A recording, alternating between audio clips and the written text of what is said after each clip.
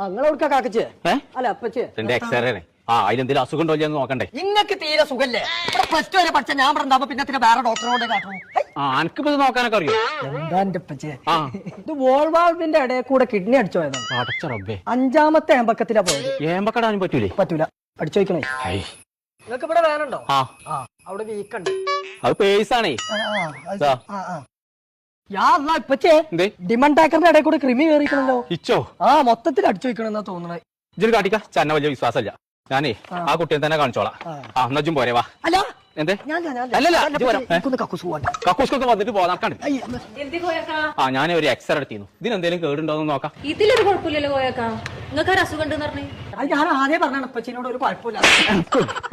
മനസ്സിനെ ബേജാറാക്കിക്കാണ്ട് പേരിന്ന് ഒരു എക്സ്റേ കണ്ടം കിട്ടിയോ വൈമ നോക്കിക്കാണ്ട് എല്ലാരും കംപ്ലൈന്റും പറയുന്നത്. ഓനക്ക് ഇതിലൊക്കെ താല്പര്യം ഉണ്ടെങ്കിലേ നമ്മളെ പുത്തനത്താണിയുള്ള പ്രൈംസ് അക്കാദമിയിൽ ഓനെ കൊണ്ടുപോയി ചേർത്തിക്കൂടെ? നന്നെ ഓനെ ഞാൻ അവിടെ കൊണ്ടുപോയി ചേർക്കട്ടെ.